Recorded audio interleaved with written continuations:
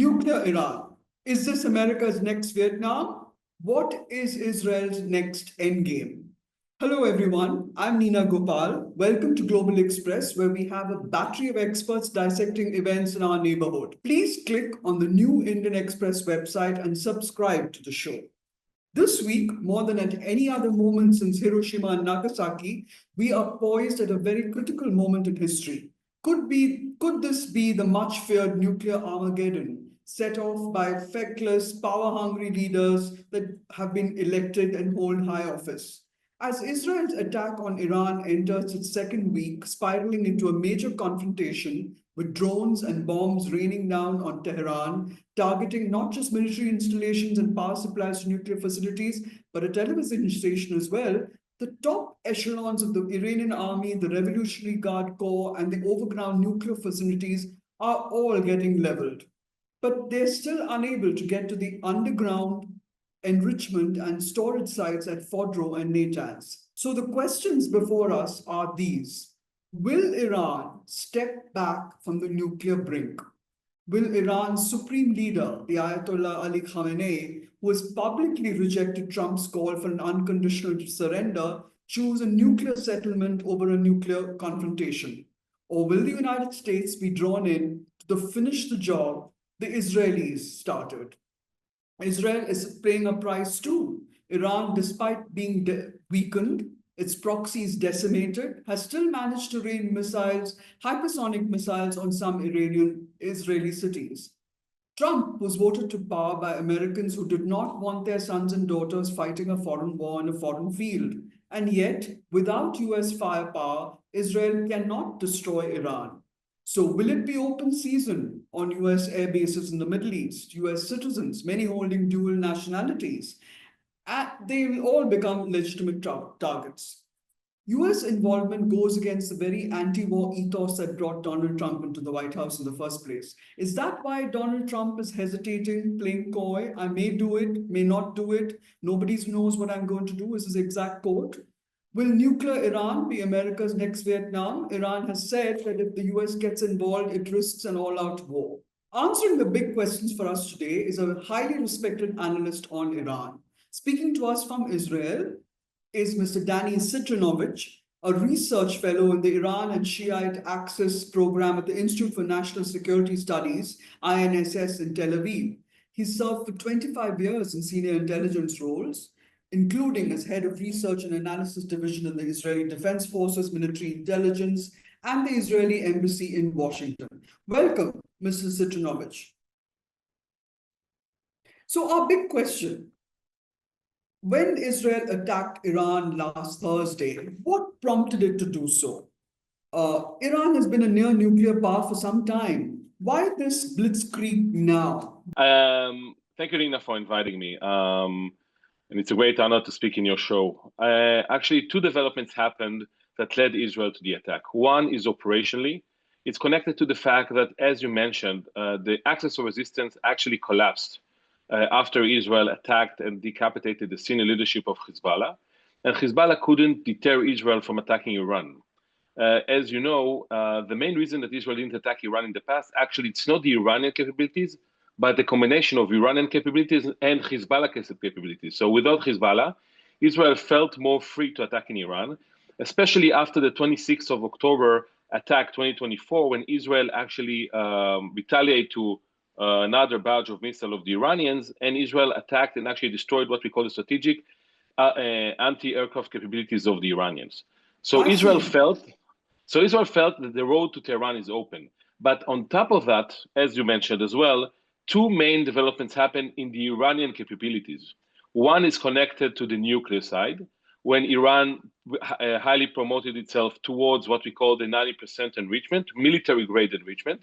And Israel identified in the intelligence that the Iranians are not only enriching, but also doing the second and the most important part of building a bomb, meaning weaponization. So Israel discovered there were scientists within Iran that working actively in order to build a bomb.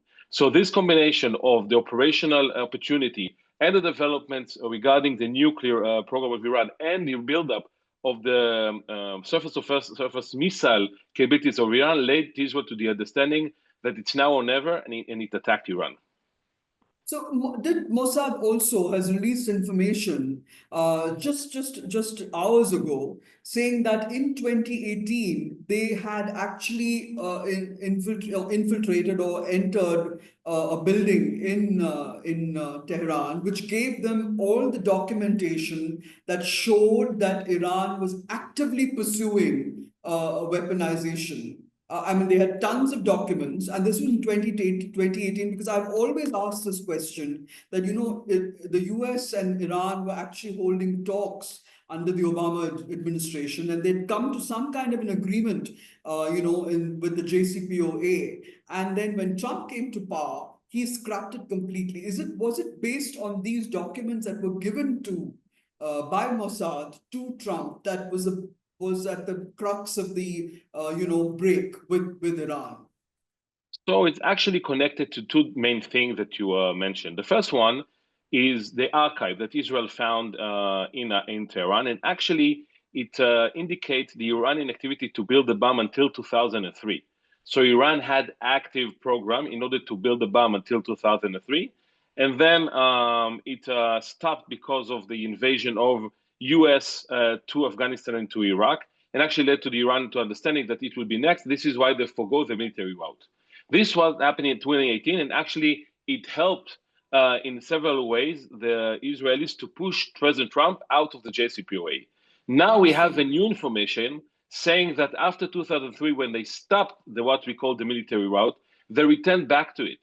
So this is what actually prompted Israel to the attack. So after 21 years that Iran didn't had some sort of activity in the weaponization side, the scientists returned back, the same scientists that were in 2003, or most of them, returned back to weaponization activity in 2024, 2025, and that led Israel to the understanding that the Iranians to build a bomb, and this is why Israel attacked.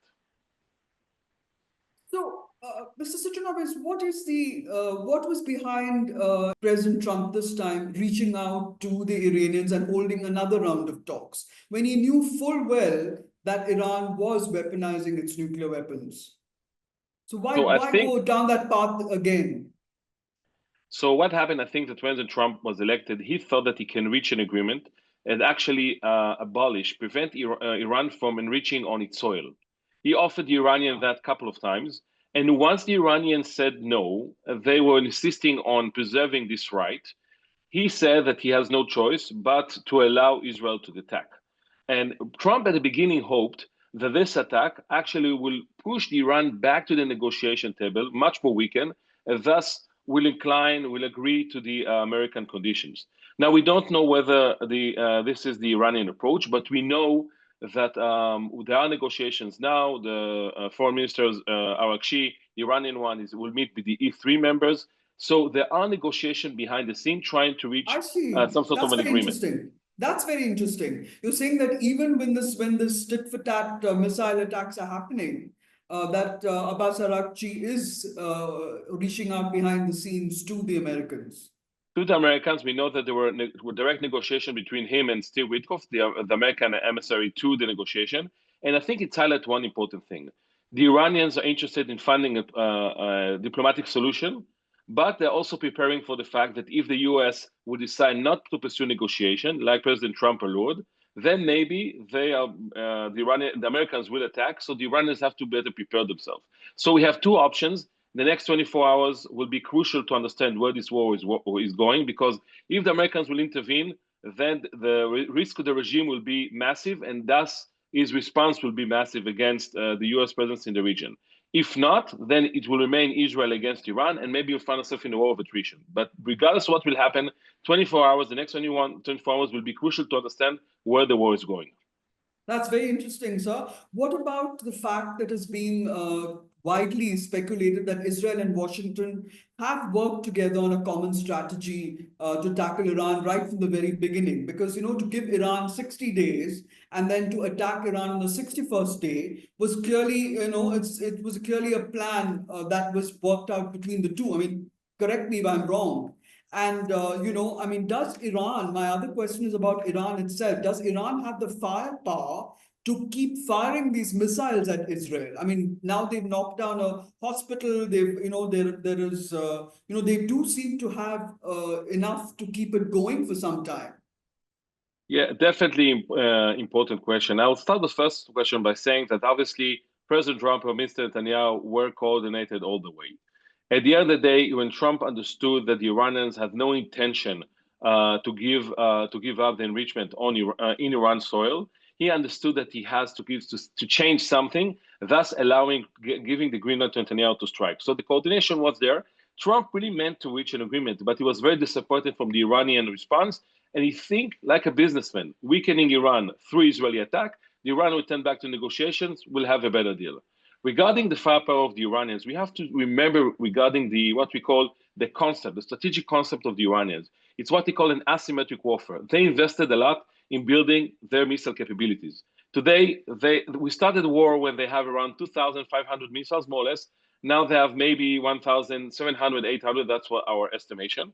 And unfortunately, despite the fact that Israel managed to destroy half of the launchers of the Iranian Revolutionary Guard Corps, Iran still have enough firepower to continue fighting against the state of Israel.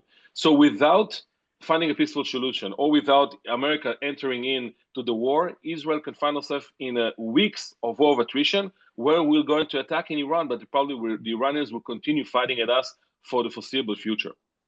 Yeah, that's very interesting. How much of a danger is the Ayatollah in? Because, if he's eliminated and the US and Israel engineer a regime change, will the Iranian people actually accept such a change? I mean, there's persistent talk now, about an interview given by Shah Reza Pahlavi's son, the crown prince, so to speak, that he could be the face of the new Iran. Is this something that you think that Israel would actively pursue? Is this what you would want? Israel started the war with no declared target to eliminate Khamenei and to topple the regime. We meant to focus only on the nuclear and on the Iranian missile capabilities. But two developments happened. First, Israel understood that maybe we can persuade President Trump to get into the war itself. And second, we are succeeding in what we are doing. So I think that Israel got an appetite in a way, and we understood that only undermining the regime will prevent Iran from turning back for its nuclear ambitions. This is why Israel is threatening the regime and also threatening directly Khamenei itself. So Khamenei is a risk that he never before encountered. We have to say that. Now, to your second question, we have to remember that we don't know what will happen if Khamenei will be eliminated. We can find ourselves in a good development, but also in bad developments. We can find ourselves against the RGC taking over Iran. We can find ourselves against Iran that actually disseminating or crippling into multiple elements. So we don't know what will happen. But I think we should remember that sometimes it's better the devil that we know than the devil that we don't know. So I think that killing Khamenei, I'm not sure it will change dramatically, first, the control of the extremists in Iran, and I'm not sure it's going to change the Iranian way. So we have to be very careful in what we are choosing to do. That's very interesting. Any concluding remarks, Mr. Citrinowicz? Because you've basically worked on the inside, both in Washington and currently in Israel, so you know what is going on in this whole campaign. What is it that you know that the world should know? I think that we are an unprecedented event. We never encountered this war. The Israeli home front didn't encounter these missiles of the Iranians. The Iranians never encountered the firepower of the Israeli Air Force. And we are in uncharted territory. It's very hard to assess what will happen next couple of hours a day. What we need to look for or look at is two main developments. First, the question of if the US is entering the war, deciding to destroy Fordo, a nuclear site that actually will cripple dramatically the Iranian nuclear program. This is one option. And second, whether Israel deciding to kill Khamenei itself. If those things will happen or won't happen, it actually indicates where the war is going. We have possible opportunities, but I think there are two possible outcomes. One, US entering the war, forcing Iran to some sort of an agreement. This is one possible opportunity. But the other, and I think is a danger to Israel, is at the end of the day, Israel will find itself in a war attrition with Iran.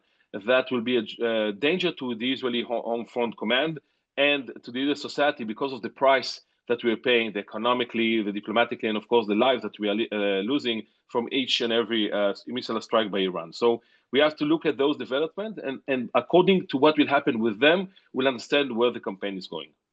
Thank you very much, Mr. Citrinowicz. It was really a pleasure having you on board. I mean, we'll have to wait and see whether there'll be assassinations at the top level or whether regime change, and whether there'll be a bunker buster that ends Iran's nuclear ambitions in the area. Thank you very much. Do appreciate you coming on the show. Thank you for inviting me. Thank you.